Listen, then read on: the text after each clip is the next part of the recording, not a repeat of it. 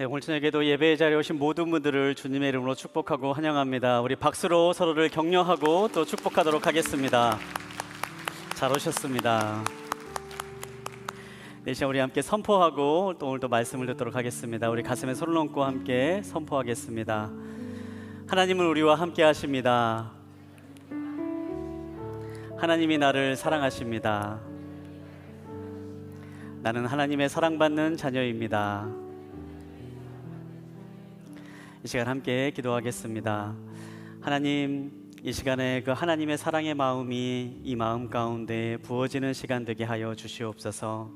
그 말씀이 들려지게 하여 주시고 주님 이 마음 가운데 새겨지게 하시고 또한 열매 맺게 하시고 주님께서 함께 하셔서 온전히 하나님의 말씀의 능력을 덧입는 시간 되게 주님 인도하여 주시옵소서. 역사하실 주님을 기대합니다. 살아계신 예수님의 이름으로 기도합니다. 아멘. 네, 저희가 지난달부터 하나님이 필요한 순간이라는 제목을 가지고 함께 말씀을 나누고 있습니다. 지난주에는 두려움과 불안에 사로잡히는 순간에 대해서 함께 말씀을 나눴는데요. 특별히 두려움과 불안감이 나의 삶을 순간 훅 하고 찾아올 때에 우리가 말씀을 읽고 또 피난처 되시는 하나님을 붙잡으면서 살아가기를 원합니다. 우리가 지난주에 시편 46편에 있는 말씀을 한 구절 한 구절 함께 묵상하면서 이 불안 가운데 또 두려움 가운데 그걸 어떻게 이겨낼 것인가 함께 나누었는데요.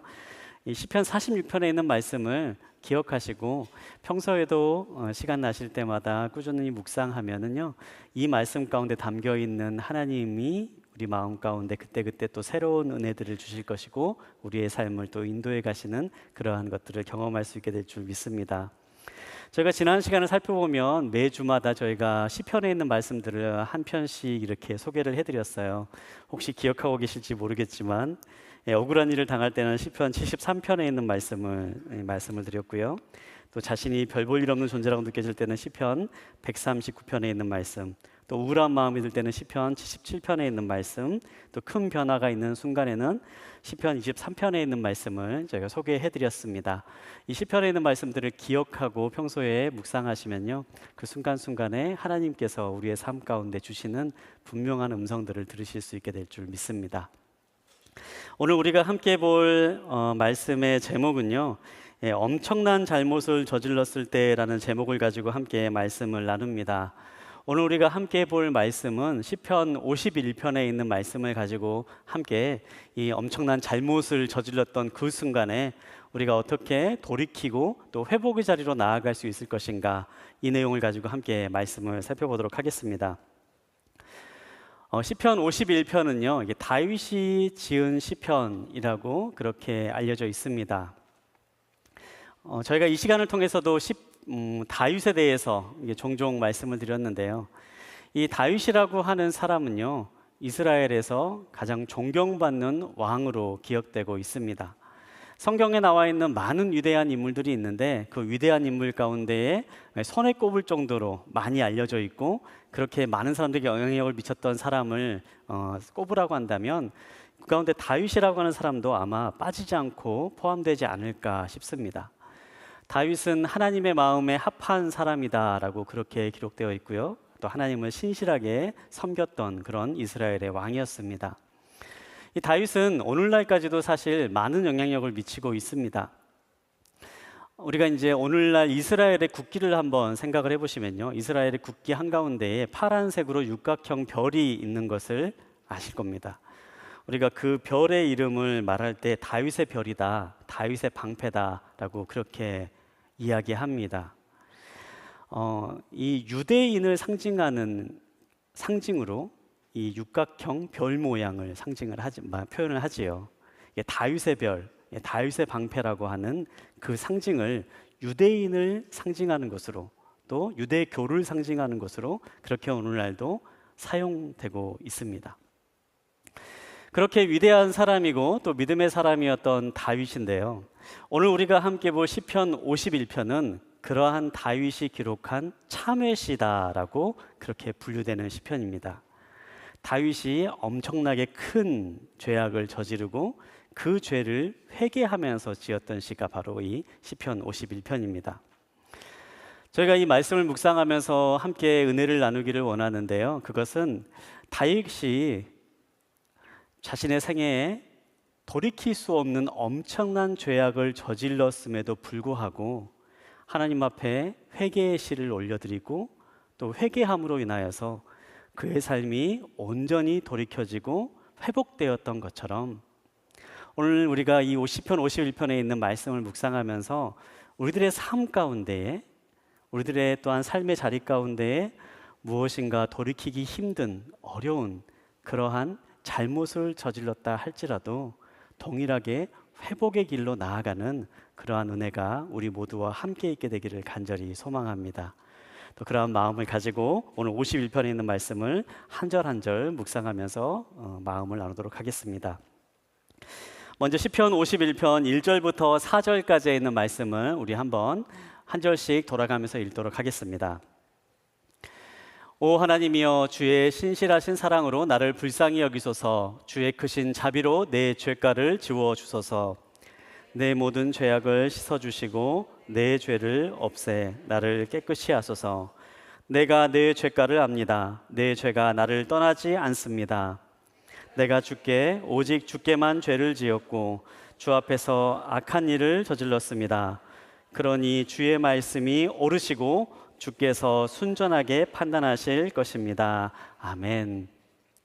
이 시편 51편에 있는 배경이 되는 사건이 있습니다. 많은 학자들은 다윗이 이렇게 자신의 삶을 하나님 앞에 회개하고 이렇게 애절하게 참회하는 이 순간은 아마 그의 일생 가운데 가장 끔찍한 범죄를 저질렀던 그러한 순간을 배경으로 하고 있을 것이다 라고 그렇게 얘기합니다.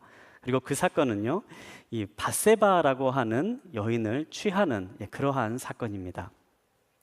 제가 배경이 되는 사건을 잠깐 짧게 말씀을 드리도록 하면요, 자세한 얘기는 사무엘하 11장에 나와 있는데요, 혹시라도 관심 있는 분들은 집에 돌아가셔서 사무엘하 11장에 있는 말씀을 읽어보시면 보다 긴 이야기가 나와 있습니다. 하루는 다윗이 왕궁의 옥상을 거닐고 있을 때였습니다. 이때는 다윗이 왕으로 있을 때였고요, 이스라엘이 굉장히 평안함을 누렸던 부강한 나라였던 그러한 시기였습니다. 왕들이 전쟁을 나가던 시기라고 했던 그런 시기에 어찌된 영문인지 다윗은 전쟁터에 있지 않고 왕궁에 홀로 머물러 있게 되었습니다. 그렇게 왕궁 옥상에서 거닐고 있던 순간에 우연히 그 앞에 있던 한 집의 옥상을 보게 됩니다. 그런데 그 옥상에서 한 여인이 목욕을 하고 있는 것을 발견한 거지요. 알고 봤더니 그 여인이 이제 자신의 충직한 신하였던 우리아라고 하는 신하의 아내였습니다. 그런데 그때 그 순간에 다윗의 마음 가운데 정욕이 불일 듯이 일어나게 됩니다. 그리고 밧세바를 데려오고요, 함께 동침을 합니다. 불륜을 맺은 거죠. 이 불륜으로 인하여서 밧세바가 임신을 하게 됩니다. 굉장히 큰 사고가 나게 된 겁니다. 전쟁터에 나가야 될 때에 왕이 전쟁터에 나가지 않고 자신의 충직한 신하의 아내를 범했다라고 하는 엄청나게 끔찍한 죄를 저지른 거죠. 다윗은 이 잘못을 어떻게든 덮고 싶었습니다. 어떻게 덮을까 고민을 하다가 전장에 나가 있는 남편 우리아를 급히 부릅니다. 그리고 집에서 좀 쉬고 갈 수 있도록 그렇게 휴가를 준 거지요. 그런데 이 우리아가 굉장히 충직한 사람이었던 거예요. 그냥 왕의 명령을 듣고 그냥 집에서 쉬고 가면은 나중에 아이가 태어나도 이 아이가 우리아의 아이다라고 그렇게 이제 덮고 갈 수가 있겠다 생각을 했는데, 그런데 이 충직한 우리아는 자신의 전우들이 다 전장터에서 땀 흘리고 피를 흘리고 있는데 자신 혼자 집에서 편히 쉴 수 없다라고 하면서 집에 들어와서 자지 않고 성문 밖에서 노숙하고 그냥 돌아가 버리는 겁니다. 문제가 해결되지 않는 거죠. 다윗은 여기에서 비열한 계략을 꾸밉니다. 사령관에게 편지를 보내는 거예요. 그래서 사령관에게 편지를 보내서 이 우리아가 속한 부대를 적진 깊숙이 침투하도록 명령을 내립니다. 그리고 몰래 그 부대를 두고 그냥 빠져나와라, 그렇게 명령을 내리는 거죠. 우리아가 전장에서 죽도록 그렇게 만드는 겁니다. 그리고 이 사건으로 우리아는 실제로 전장에서 목숨을 잃게 됩니다. 다윗은 이제 이제 우리아가 죽었다라는 소식을 듣고요. 밧세바를 자신의 후궁으로 드립니다. 자신의 처로 드리는 거죠. 그리고 그렇게 모든 일이 다 마무리되는 것처럼, 그렇게 아무도 자신이 저지른 죄를 모르고 완전 범죄가 난 것처럼 그렇게 그냥 모든 것을 묻어두고 생활을 계속해 나갑니다. 증인도 없습니다. 억울함을 호소할 사람도 없습니다. 그렇게 이 사건이 그렇게 묻히는 것처럼 여겨졌습니다. 그런데 다시 몇 달이 지나고 난 이후에 나단이라고 하는 선지자가 다윗을 찾아옵니다. 그리고 나단이 다윗에게 이렇게 이야기하죠. 이스라엘의 한 불의한 부자의 이야기를 제가 들었습니다. 제가 왕에게 그 부자의 이야기를 고발합니다. 이 부자는 소와 양이 굉장히 많이 있는 부자였는데 어느 날 이 부자에게 한 손님이 찾아왔습니다. 그리고 이 손님을 대접하고자 하는 부자는 자기 옆에 살고 있던 가난하게 살고 있는 한 사람의 집을 찾아가 그 사람이 애지중지하며 길렀던 단 하나밖에 없던 암양을 강제로 빼앗아 왔습니다. 그리고 그 양을 잡아다가 자신의 손님을 대접했습니다. 이렇게 불의한 부자의 이야기를 제가 들었습니다. 이렇게 다윗 왕에게 고발하는 겁니다. 이 이야기를 들은 다윗이 그 자리에서 노발대발하기 시작합니다. 어떻게 이런 악한 사람이 있을 수가 있냐?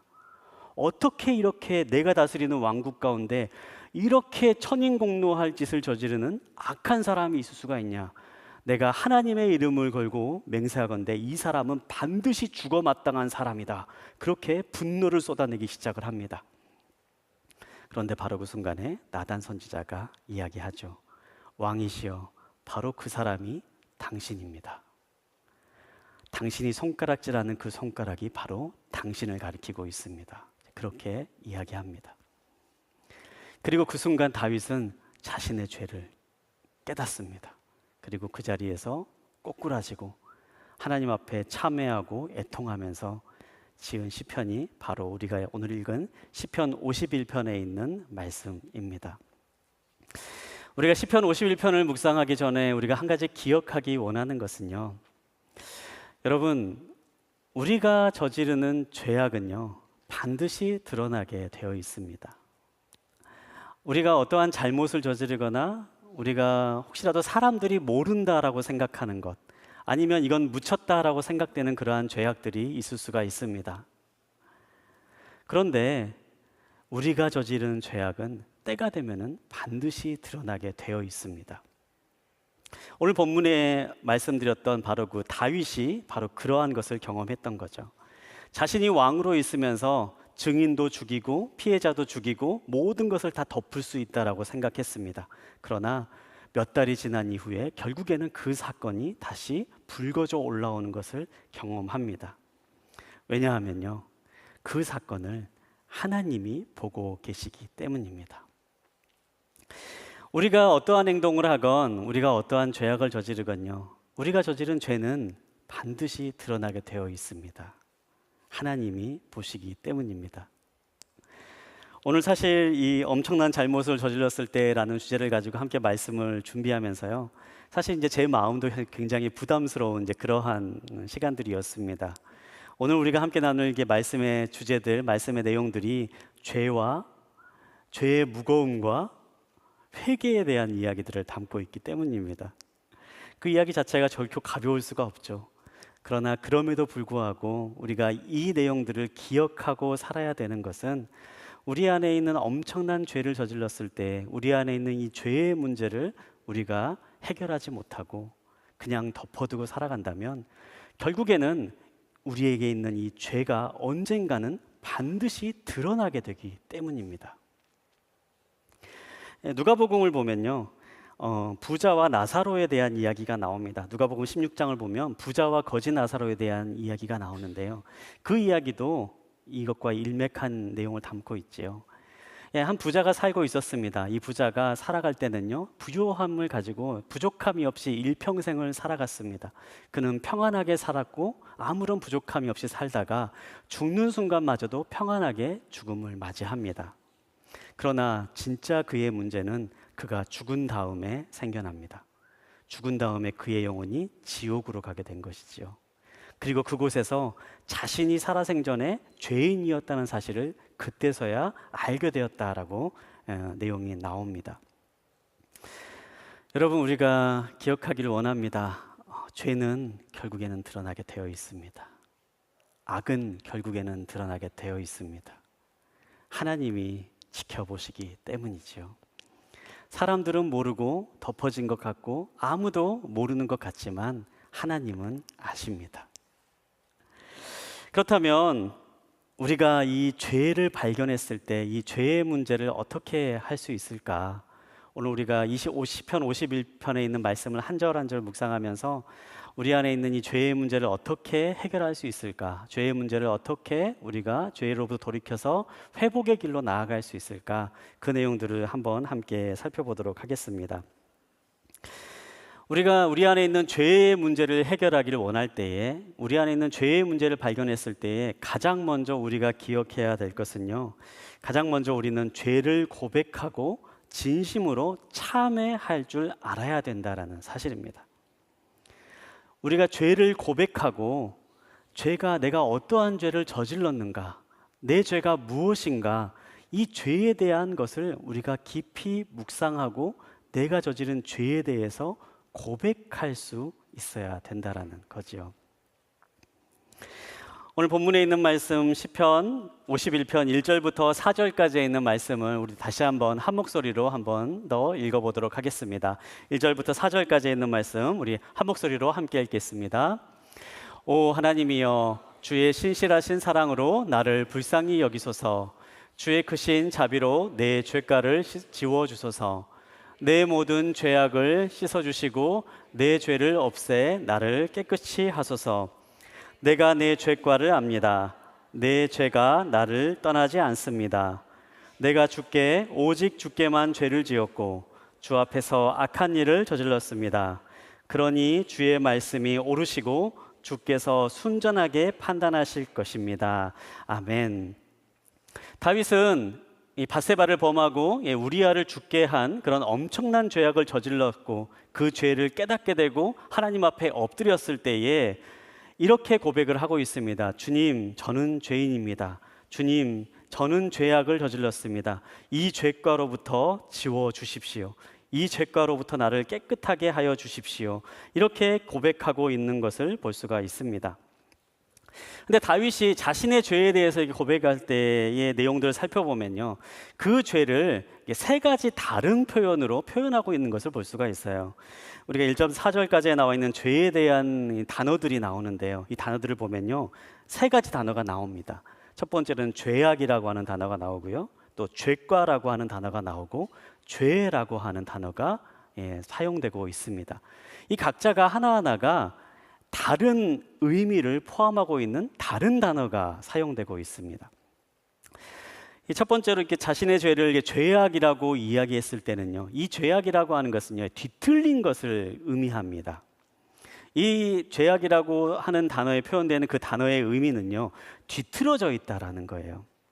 다윗이 이렇게 고백을 하는 겁니다. 주님, 제가 뒤틀어져 있습니다. 제가 삐뚤어져 있습니다. 제가 무엇인가 왜곡되어 있습니다. 하나님 앞에 이렇게 기도를 하고 있는 것입니다. 여러분, 죄가 무엇입니까? 죄를 우리가 단순하게 어떠한 행동이나 행위로 그렇게 생각하고 많은 경우들이 많은데요, 다윗은 거기에서 한 걸음 더 나아가서 죄의 정체가 무엇인가에 대해서 고백하고 있는 거예요. 자신이 저지른 죄가 무엇인지에 대해서 하나님 앞에 진솔하게 얘기하기 시작하는 겁니다. 주님, 제 마음이 뒤틀어져 있었습니다. 주님, 제 생각이 하나님을 온전히 신뢰하고 믿던 그 상황에서 삐뚤어져 있었습니다. 주님, 제가 왜곡되어 있었습니다. 그렇게 자신의 죄를 회개하고 있는 것입니다. 여러분, 마음이 삐뚤어지면 어떻게 됩니까? 모든 것이 삐뚤어지게 보이는 거죠. 마음이 왜곡되면요, 다 왜곡되게 보이는 거예요. 사실 다윗이 저지른 죄도요, 비슷합니다. 만약에 한번 우리가 상상 한번 해보면 좋겠습니다. 다윗이요, 평소에 정말 하나님을 신실하게 믿고 정말 하나님을 신실하게 섬겼던 그 다윗의 원래 모습이었다면요, 만약에 옥상에서 어떤 여인이 다른 곳에서 목욕하고 있는 모습을 보게 된다면 그걸 가지고 정욕이 일어날까요? 그냥 눈을 피하고 말겠죠. 신실한 다윗이었다면 그랬을 겁니다. 성경에 나오는 요셉이 그랬던 것처럼 아무리 자신을 유혹하고 달려드는 그러한 유혹이 있다 할지라도 하나님 앞에 신실하게 올바르게 있는 사람이라면요, 그 유혹이 유혹으로 안 되는 거죠. 그냥 아무렇지도 않게 그냥 눈을 돌려버리고 끝낼 수 있는 그러한 문제였습니다. 그러나 다윗의 심령이 삐뚤어져 있었던 거죠. 다윗이 그것을 고백하는 겁니다. 나를 유혹했던 그 장면이 문제가 아니라, 주님, 제가 그것을 바라보고 제 마음 가운데 있는 제 심령이 뒤틀려 있었습니다. 주님, 제 마음 가운데 있는 제 영혼이 이렇게 삐뚤어져 있었습니다. 주님, 저를 용서해 주십시오. 그렇게 자신의 죄를 회개하고 있는 것이죠. 두 번째로 다윗은 죄과라고 하는 단어를 사용하고 있습니다. 1절과 3절을 보면 특별히 죄과라고 하는 단어가 나와 있는데, 이 죄과라고 하는 단어는요, 권위에 대한 도전과 반역을 의미하는 단어입니다. 다윗은 밧세바를 범하고 우리아를 죽게 만들었습니다. 그런데 다윗은 그 행위를 보면서 하나님, 제가 하나님에 대한 반역과 하나님에 대한 대적을 했습니다라고 그렇게 고백을 하고 있는 거죠. 왜냐하면 세상의 모든 것은 다 하나님이 통치하는 것이고 하나님께서 이 세상을 통치하라고 자신에게 주셨는데, 그런데 제가 하나님에 대한 그 통치권을 무시하고 다른 사람의 생명을 해하고 다른 사람의 육체를 해하고 다른 사람의 통치를 무시하고 내가 죄를 저질렀습니다 라고 그렇게 고백을 하고 있는 것입니다. 마지막으로 나온 단어 죄라고 하는 단어는요, 특별히 관역을 빗나가다라고 하는 단어입니다. 하나님께서 원하시는 목표를 벗어났다라는 거죠. 결과적으로 자신의 삶이 하나님이 원하시는 삶에서부터 벗어나 있었다. 그게 바로 나의 죄의 본래 모습이었다. 이렇게 고백하고 있는 것입니다. 다윗이 지금 자신의 죄를 고백하고 있는 죄의 특징들은 무엇입니까? 다윗은요, 그냥 행동 자체에 집중하고 있지 않습니다. 다윗은 행동 너머에 자신이 죄를 저지르는 추악한 존재였음을 그렇게 고백하고 있는 것입니다. 시편 5절에 있는 말씀, 50편 5절에 있는 말씀 보면 이렇게 기록되어 있습니다. 나는 분명히 죄 가운데 태어났습니다. 내 어머니가 죄 가운데 나를 잉태한 것입니다. 네, 이 표현을 보면서 이제 모태 죄인이다라고 이제 그렇게 표현하기도 하는데요. 다윗이 그 고백을 하는 거예요. 하나님, 저는 정말 죄 가운데 태어나 저는 죄로 가득 찬 죄인입니다. 주님, 저를 불쌍히 여겨 주십시오. 그렇게 하나님 앞에 엎드리고 회개하고 있는 그러한 다윗의 모습을 발견할 수가 있습니다. 여러분, 우리가 어떠한 잘못을 저지를 때요, 어떠한 실수를 할 때에, 엄청난 죄악을 저질러서 엄청난 실수를 했을 때에 우리가 흔히 하는 회개의 모습은 어떻습니까? 하나님, 잘못했습니다. 하나님, 용서해 주십시오. 하나님, 이번 한 번만 어떻게 이런 말 하지 않습니까? 우리가 흔히 어떠한 죄를 회개할 때는요, 우리가 어떠한 행위에 집중해서 회개할 때가 참 많아요. 어떠한 행동을 했습니다. 하나님, 내가 누군가를 다치게 했습니다. 하나님, 내가 누군가를 상하게 했습니다. 하나님이 죄 다치게 하고 상하게 한 이 죄를 용서해 주십시오. 그렇게 우리가 행위에 집중해서 우리가 회개를 할 때가 참 많습니다. 하지만 더 깊이 있는 회개는 무엇입니까? 그 행위의 이면에 있는 나 자신에 대한 회개로 들어간다라는 겁니다. 단순히 내가 하는 한 행동이 잘못이 아니라, 하나님, 이 행동을 저지른 제가 바로 너무나도 끔찍한 죄인입니다. 단순하게 누군가를 상처를 입힌 그 하나의 행동을 용서를 받기를 원하는 것이 아니라, 하나님, 그 행동을 했던 내가 정말 추악한 죄인입니다. 그렇게 하나님 앞에 내 자신의 존재를 내어드리며 내 자신의 존재를 회개하며 그렇게 회개의 자리로 나아간 것입니다. 여러분, 회복은 어떻게 시작됩니까? 회복은 죄에 대한 고백에서부터 시작이 됩니다. 그 고백은 어디에서 시작됩니까? 진실함이 담겨 있는 고백에서부터 시작이 됩니다. 우리가 단순하게 내 앞에 있는 하나의 잘못 이것에 집중해서 회개하는 것이 아니라, 그 잘못을 넘어서 있는 내 삶 가운데 깊숙이 들어와 있는 죄악된 본성, 죄를 지을 수밖에 없는 그런 끔찍한 나의 모습, 이렇게도 악한 행동을 하고 악한 말을 하는 내 마음 가운데 있는 그 악한 본성, 바로 그것까지 애통하며 회개의 자리로 나아갈 수 있어야 되는 것입니다. 다윗은 그렇게 진심 어린 회개의 자리로 나아갔습니다.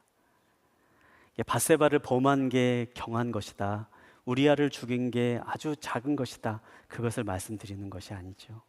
다윗은 그 이면에 내가 가지고 있는 죄악된 추악된 나라고 하는 사람에 대해서 하나님 앞에 나아가기 시작을 했다라는 것입니다. 다윗의 회개의 모습은요, 참 진솔한 회개의 모습이었습니다. 우리가 한번 이 다윗이 회개했던 이 장면을 한번 상상해 보면 좋을 것 같습니다. 제가 오늘 이 말씀을 준비하면서요, 한 그 기사를 본 적이 있는데요. 미국에 있는 가장 큰 상담기관인 뉴라이프 클리닉이라고 하는 이 기관에서 이런 내용의 기사를 쓴 적이 있습니다. 사람들이 자신의 죄를 짓고도 자신의 죄를 고백하지 못하는 3가지 이유라고 하는 그러한 내용인데요. 맞는지 한번 보시기 바랍니다. 첫 번째로, 평판이 나빠질 것에 대한 두려움 때문에 자신의 죄를 쉽게 고백할 수 없다, 그렇게 이야기합니다.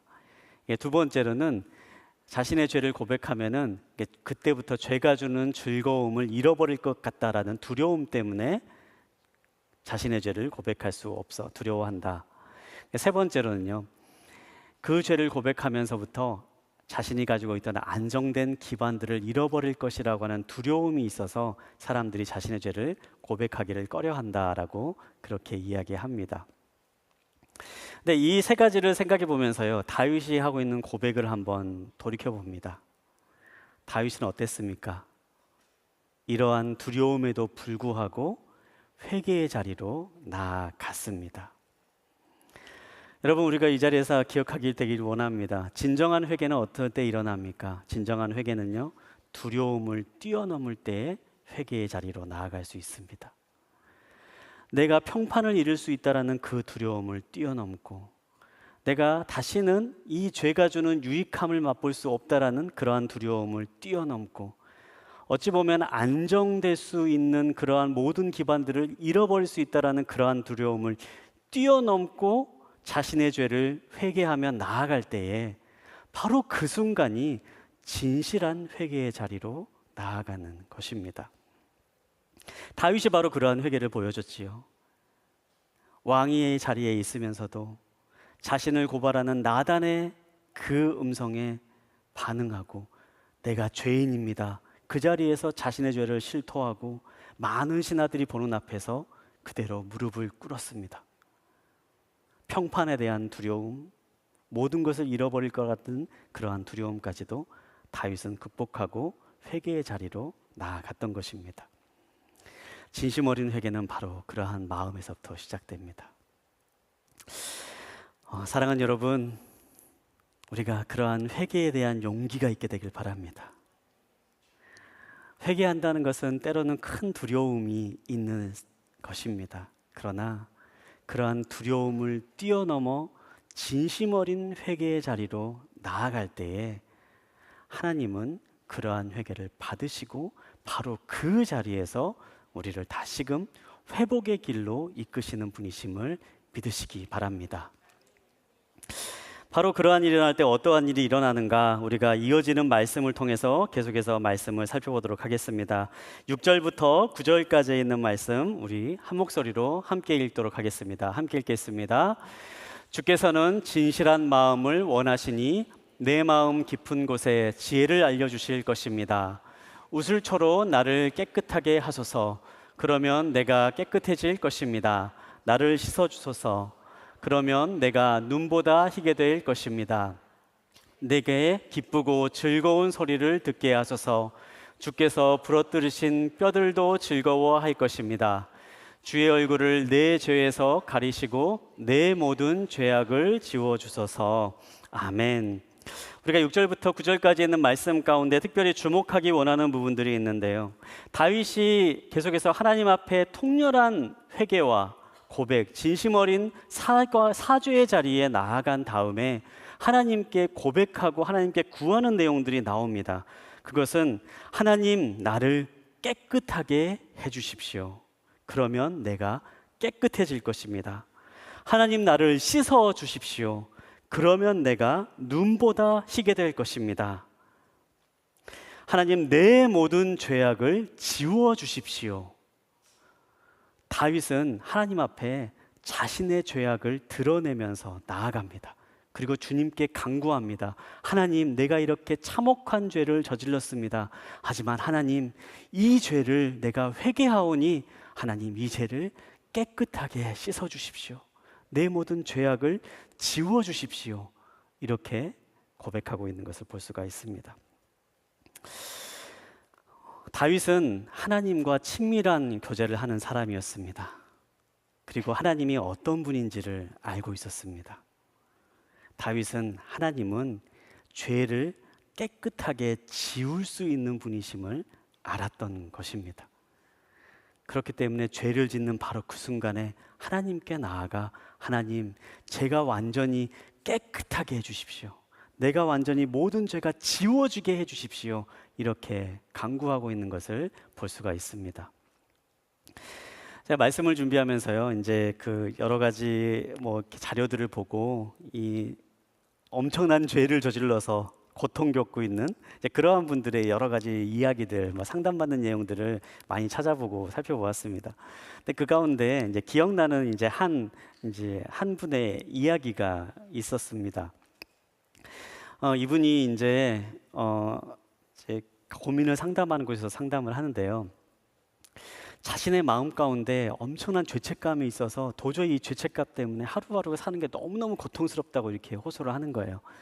그랬더니 무슨 일이 있었습니까? 라고 물어봤더니 이분이 2달 전에 운전을 하다가 실수로 교통사고를 이렇게 내게 됐는데 그 교통사고가 인명사고였던 거죠. 그래서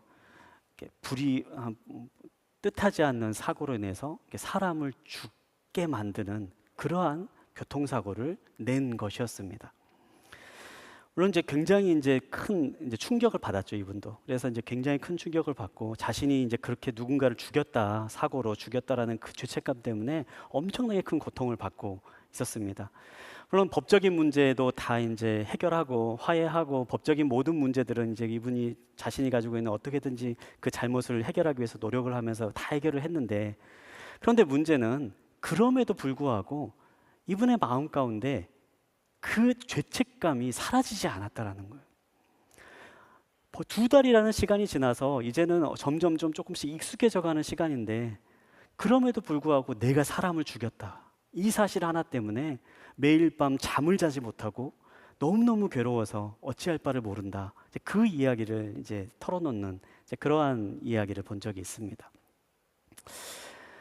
여러분, 우리가 생각하고 있는 것 중에, 우리가 잘못 생각하고 있는 것 중에 하나가요, 죄를 저지르고 어떠한 잘못을 행했을 때에 벌을 받거나 죄에 대한 대가를 치르면 죄가 사라질 것이다라고 하는 생각을 하곤 합니다. 그러나 아니지요. 누군가에게 큰 잘못을 저질렀습니다. 그래서 그 잘못으로 인해서 부득이 감옥을 가게 됐습니다. 감옥에서 형량을 다 치르고 나왔습니다. 그러나 그렇다고 해서 자신이 저지른 죄가 사라지는 것입니까? 그렇지 않습니다. 대가를 치르고 벌을 받았다고 해서요, 우리가 저지르는 죄와 죄된 행위는 그대로 남아 있습니다.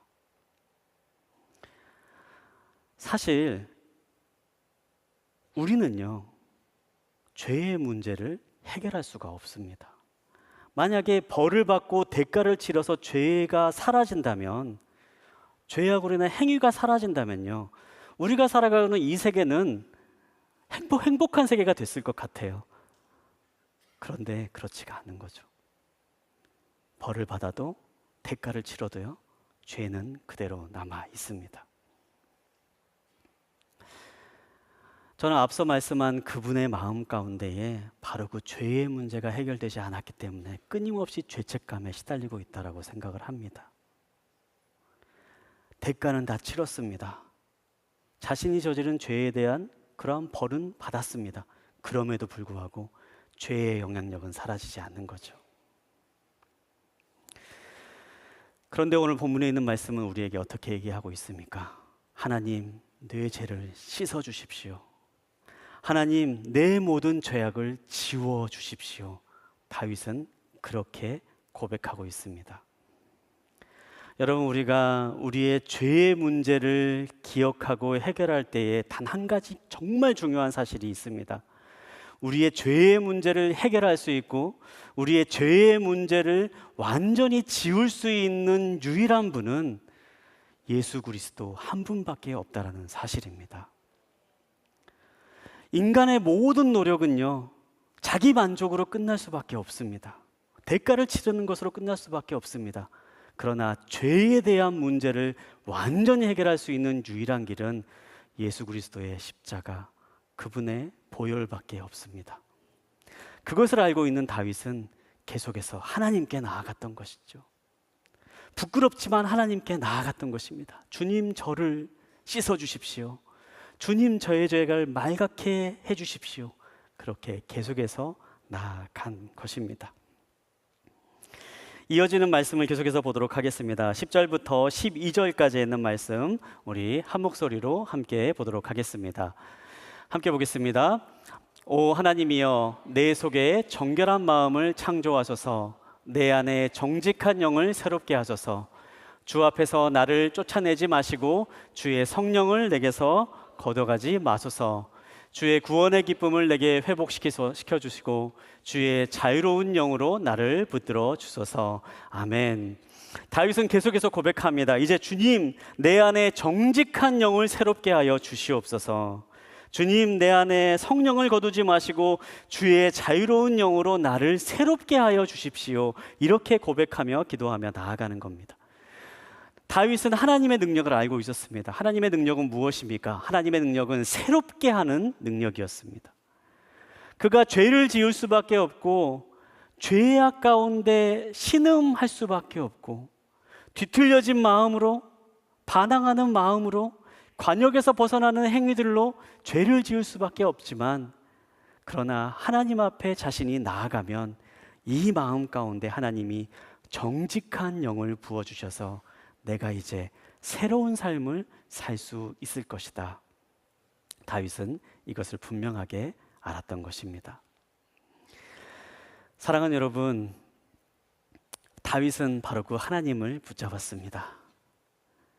그리고 말로 하기 힘든 그런 끔찍한 죄악의 자리에서 다시 일어나 위대한 하나님의 사람으로, 역사의 길이 이름을 남긴 위대한 사람으로 그렇게 회복의 길을 걸어갔습니다.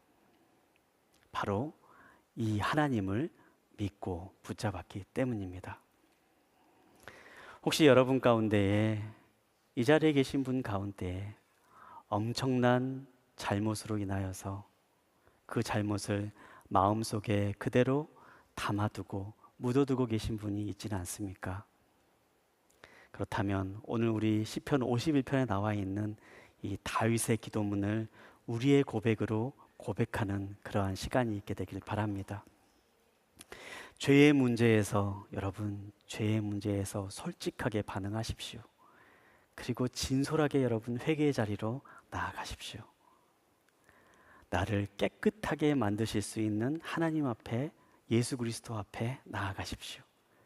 그리고 나를 새롭게 하실 수 있는 예수 그리스도의 능력을 붙잡으며 나아가십시오. 그 자리로 나아갈 때에 하나님이 부어주시는 새로운 역사가 우리들의 삶 가운데 동일하게 이루어질 줄 믿습니다. 그런 회복의 길을 나아가는 저와 여러분 되시기를 주님의 이름으로 축복합니다.